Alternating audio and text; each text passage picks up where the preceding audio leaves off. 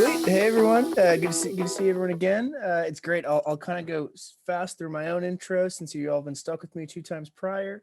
But yeah, today we're going to talk sort of enterprise. It's not going to be the sexiest. If you want sexy, sort of my first talk was a little more sexier on the sexier side. This is going to be very sort of hopefully tangible. And what I really want is, to be honest, feel free to question away during this. It's more than okay to question a slide and to sort of talk about that for a couple minutes. So question away, question as often as you'd like. So the sort of major theme that we're going to talk about here is that when we talk about, freelance economy within an enterprise, the freelance economy itself is sort of a wild, wild west right now. And that's a nightmare for an enterprise that's built to demitigate risk. And the sort of problem is that the actual spend gets limited. And so what I mean by that is freelancing in itself, in the US at least, contract or temp work or sort of independent work has been around for 50 years. The platforms like the Upwork, all the digital remote platforms have been around for about 20 years.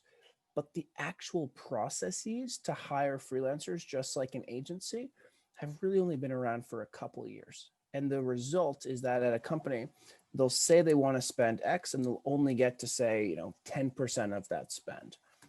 So in terms of what we're going to talk about, we're going to sort of break it down into three sort of steps or three pillars. And the first is going to be the fun side. We'll look at sort of what can go right, why a company even hires you.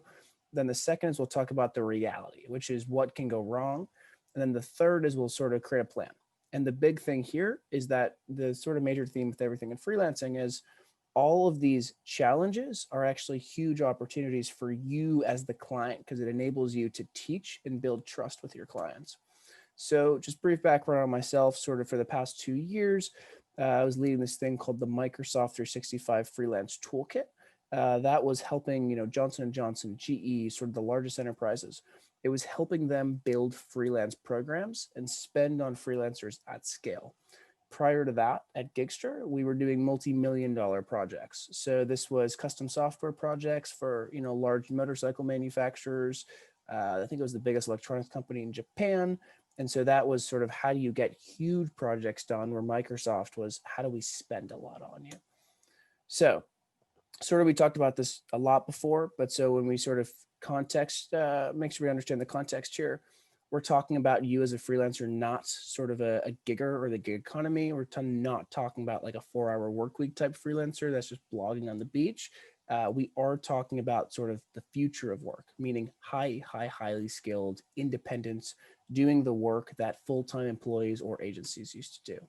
So fun side, we talked about this last time, sort of my favorite project ever was a large motorcycle manufacturer, multi-million dollars, built their full sort of digital experience. And this happened through 25 to 30 freelancers all around the world.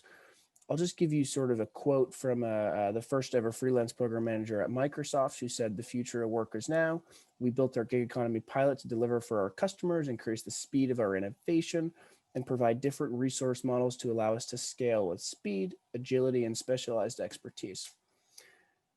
In terms of why, right? Like I think we can't underestimate why this is so important. The ability to bring in freelancers and hire you instead of full-time or the agency enables companies to innovate faster. At its core, that's what companies are freaking out about. A company like, and don't even think Microsoft. Here in the US, there's a company called Best Buy in Circuit City. And overnight, these companies became obsolete because technology is moving so fast that they need ways to adapt and be flexible. And so that is you. In terms of the actual tangible, oh my God, metrics that leadership talks about, what they say about you is you're better, you're faster, you're cheaper. And sort of we can go deeper into that. But so this is what's important, the hard side.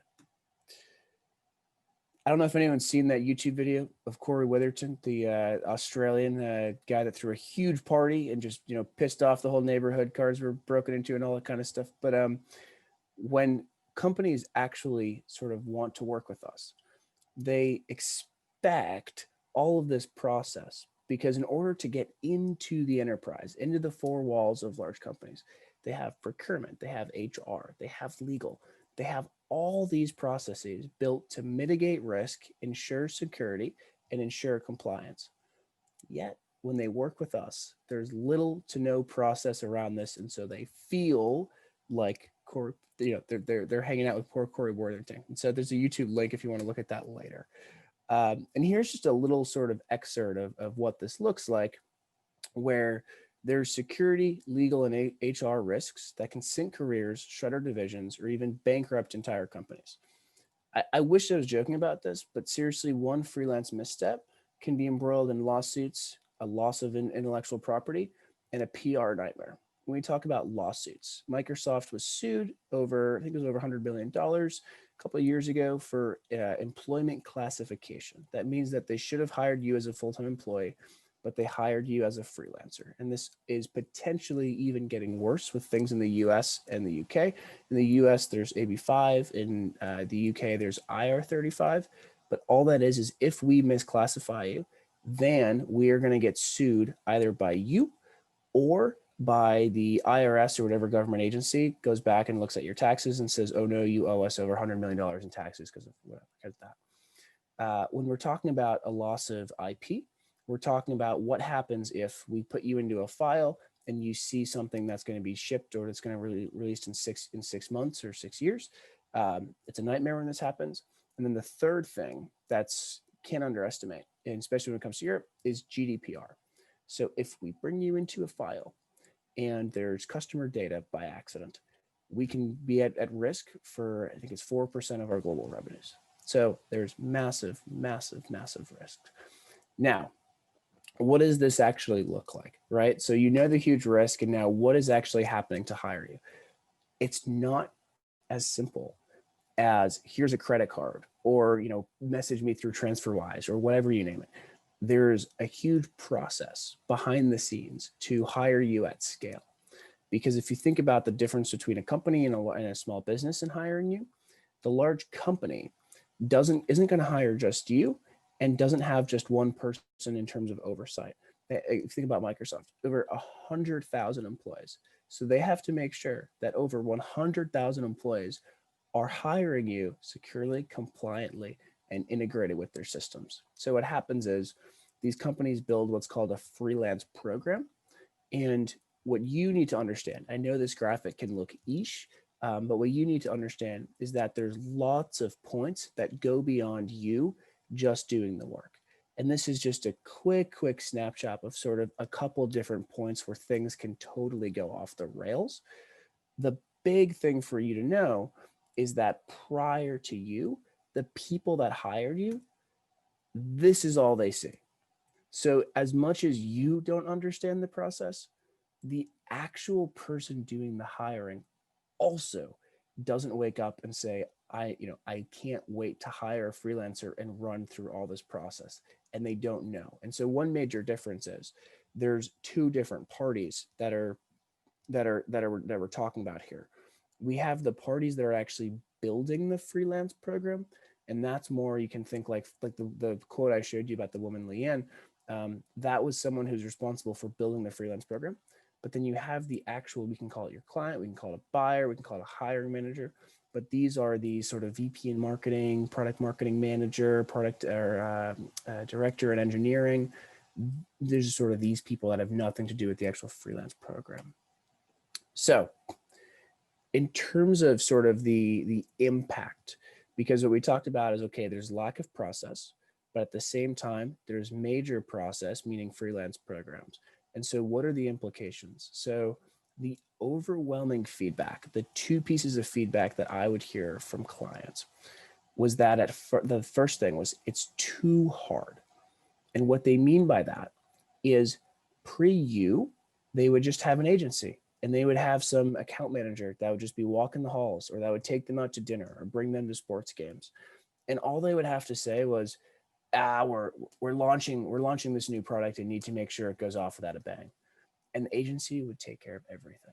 Meanwhile, with freelancing, they have to create the job description, shortlist all the candidates, do the hiring, do the managing, do the quality assurance. And so a lot of times you hear clients say things just like, I was quicker to do it myself. The second piece was that freelancing is too inconsistent. Now, clients don't know what to look for in a good freelancer. So it sucks to say, but there's lots of freelancers. And the barrier to entry to be a freelancer is very, very low. And so if you go onto a platform like Upwork, you got 16 million freelancers. And what a client sees when they post a job description is hundreds of freelancers. They don't know what makes a good freelancer. They've never experienced it. They're scared to even start.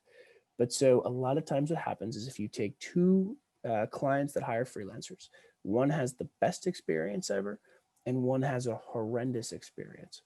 And the problem with the horrendous experience is that, yes, they can get fired by going with you because the way sort of company works is it's all about what's the traditional, safe, easy path. And so the joke is always sort of that you can't get fired for hiring Accenture.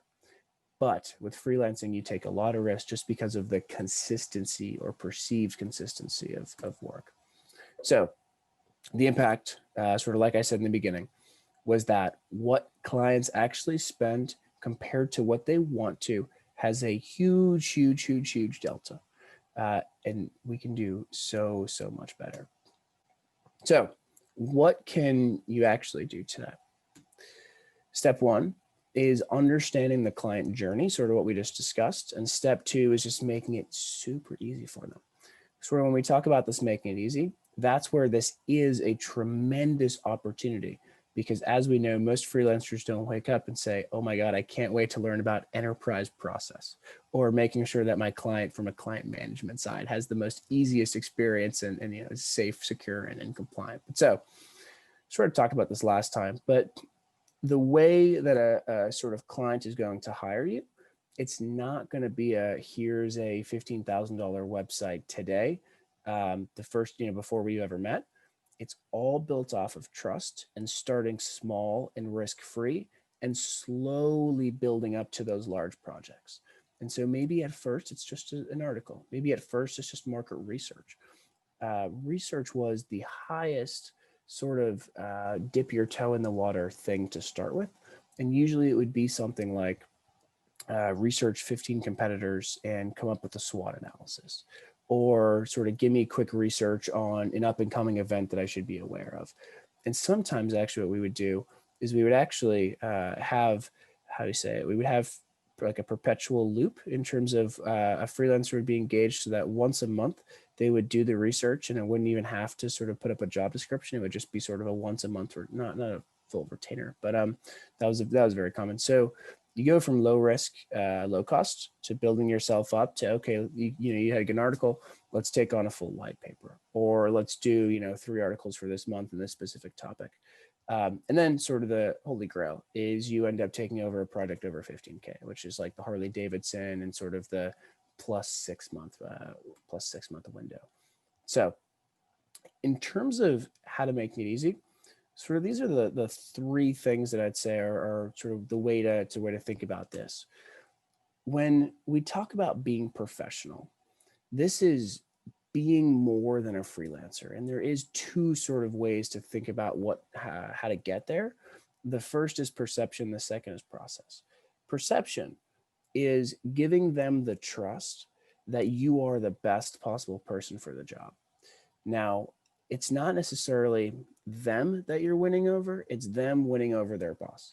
And that's one big thing with corporate, if anyone has worked in corporate, is the person that's hiring you probably has 1 to 2 to 3 to 4 to 5 to 6 to 7 people above them, and they're all having to look up and say, look, you would have made the same decision. And so when we talk about perception, we're talking about making sure you have a website for them to turn to, making sure you have case studies, making sure that there's clear leadership for you. The second thing is process. And this is matching up, sort of speaking the same language.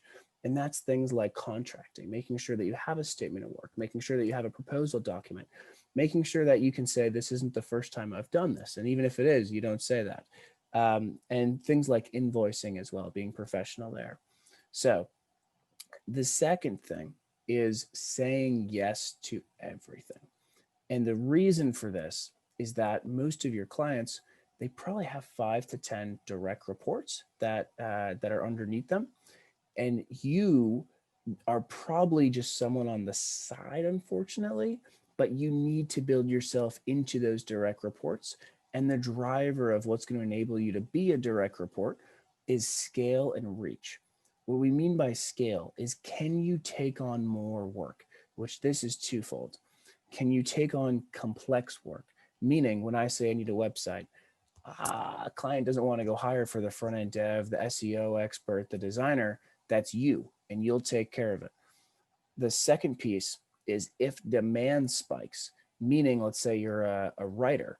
If all of a sudden this product really, really spikes and they need 5 articles in 1 week, you obviously can't do that. Second thing is, or the other thing besides scale, is reach. Reach is how broad is your category. And so one of the big things I've seen within large tech companies is they'll have a periodic table, and they'll expect their employees to know everything, every single element in that periodic table. The reality is we can't do that. But this is sort of, we'll sort of give you the little sneak peek for sort of the homework. But if you have freelancers that you're collaborating with, you can have that scale, you can have that reach. Third thing is just being consistent. The sort of insight here is that it's not necessarily always providing the best quality. It's instead being predictable. And that's actually one of the biggest things when sort of being a freelancer, but then being on the other side of the fence, that I wish I had known, was that if let's say you go to a client, right, and there's a bunch of different bids, you won't necessarily win if you're cheapest and fastest.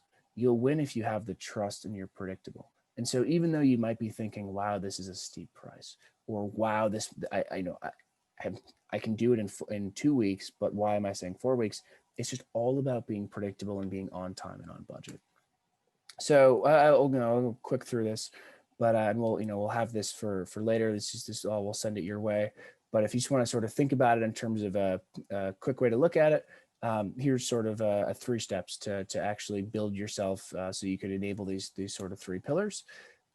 You all have exclusive access like we discussed before, and let's sort of open it up for questions. I apologize. I know it's not the sexiest thing, especially a way to start your Monday and your morning, but that's okay. It's the details that are tangible, and we'll help you actually win those big clients.